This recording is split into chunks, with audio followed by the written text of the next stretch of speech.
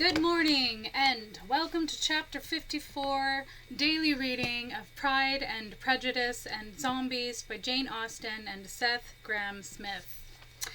As soon as they were gone, Elizabeth walked out to recover her spirits. Mr. Darcy's behavior astonished and vexed her. "Why, if he came only to be silent, grave, and indifferent," said she, "did he come at all?" She could settle it in no way that gave her pleasure. He could be still amiable, still pleasing to my uncle and aunt when he was in town, and why not to me? If he fears me, why come hither? If he no longer cares for me, why silent? Teasing man! I will think no more about him. I am Death's betrothed, after all, sworn to honor and obey only the warrior code and my beloved Master Lou. Her resolution was for a short time involuntarily kept by the approach of her sister, who joined her with a cheerful look. "Now," said she, "that this first meeting is over, I feel perfectly easy. I know my own strength, and I shall never be embarrassed again by his coming. I am glad he dined here on Tuesday. It will then be publicly seen that, on both sides, we meet only as common and indifferent acquaintance." "Yes, very indifferent indeed," says Elizabeth, laughing. "Oh, Jane, take care." "My dear Lissy, you cannot think me so weak." "Weak? Not in the slightest. Rather, I think you more powerful than ever in making him fall very much in love with you." They did not see the gentleman again till Tuesday, and Mrs. Bennet, in the meanwhile, was giving way to all the happy schemes which the good humour and common politeness of Bingley in half an hour's visit had revived. On Tuesday there was a huge party assembled at Longbourn, and the two who were most anxiously expected were in very good time. When they repaired to the dining-room, Elizabeth eagerly watched to see whether Bingley would take the place which, in all their former parties, had belonged to him, by her sister. Her prudent mother, occupied by the same ideas, forbore to invite him to sit by herself. On entering the room he seemed to hesitate, but Jane happened to look round and happened to smile. It was decided. He placed himself by her. Elizabeth, with a triumphant sensation, looked towards Mr. Darcy, who bore his friend's choice with noble indifference. She would have imagined that Bingley had received his permission to pursue Jane, had she not seen his eyes likewise turned towards Mr. Darcy with an expression of half-laughing alarm. His behavior to her sister was such during dinner time as showed an admiration of her, which persuaded Elizabeth that, if left wholly to himself, Jane's happiness and his own would be speedily secured. Though she dared not depend upon the consequence, she yet received pleasure from observing his behavior. It gave her all the animation that her spirits could boast, for she was in no cheerful humour. Mr. Darcy was almost as far from her as the table could divide them. He was on one side of her mother. She knew how little such a situation would give pleasure to neither.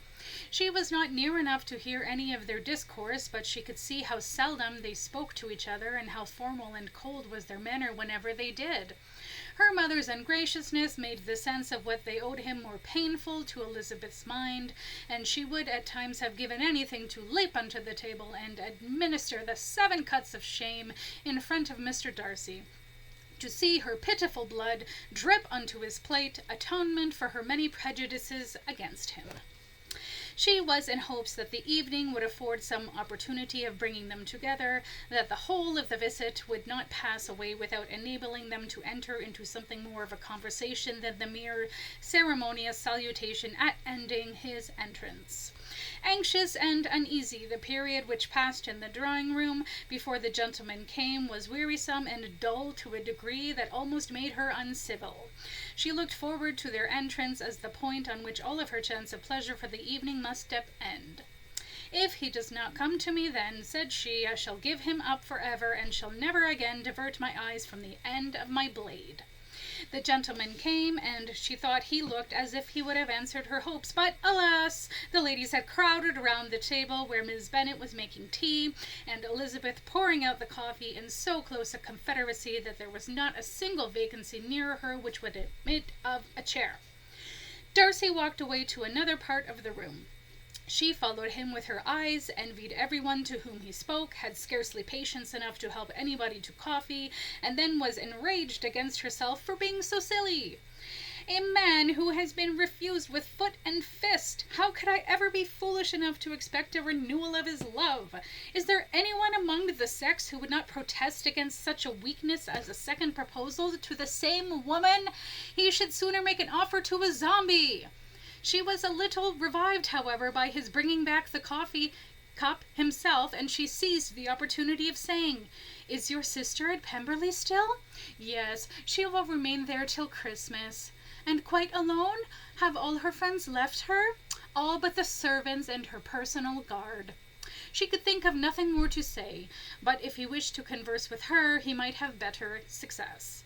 He stood by her, however, for some minutes in silence, and at last walked away.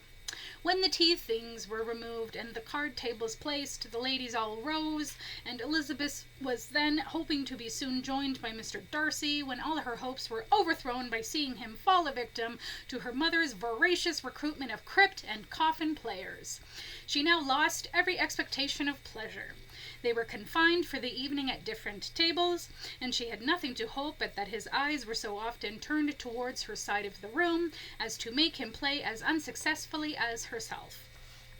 Mrs. Bennet had designed to keep the two Netherfield gentlemen to supper, but their carriage was unluckily ordered before any of the others, and she had no opportunity of detaining them. "Well, girls," said she, as soon as they were left to themselves, "what say you to the day? I think everything has passed off uncommonly well, I assure you. The dinner was as well dressed as any I ever saw. The venison was roasted to a turn, and everybody said they never saw so fat a haunch. Thank you, Lissy, for wrestling us to fine a book. The soup was 50 times better than what we had at the Lucases last week, and even Mr. Darcy acknowledged that the partridges were remarkably well done, and I suppose that he has 2 or 3 French cooks at least. And, my dear Jane, I never saw you look in greater beauty."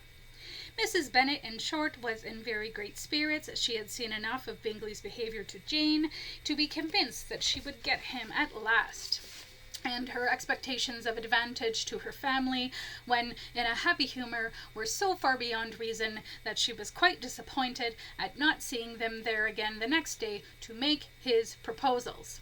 "It has been a very agreeable day," said Jane to Elizabeth. "The party seemed so well selected, so suitable one with the other. I hope we may often meet again." Elizabeth smiled. "Lissy, you must not do so. You must not suspect me. It mortifies me. I assure you that I have now learnt to enjoy his conversation as an agreeable and sensible young man, without having a wish beyond it. I am perfectly satisfied, from what his manners now are, that he never had any design of engaging my affection. It is only that he is blessed with greater sweetness of address, and a stronger desire of generally pleasing than any other man."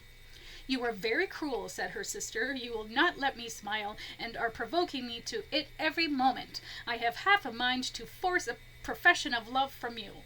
How hard it is in some cases to be believed, and how impossible in others. But why should you wish to persuade me that I feel more than I acknowledge? Oh, you are most obstinate than a Hunan mule. If you persist in indifference, do not make me your confidant."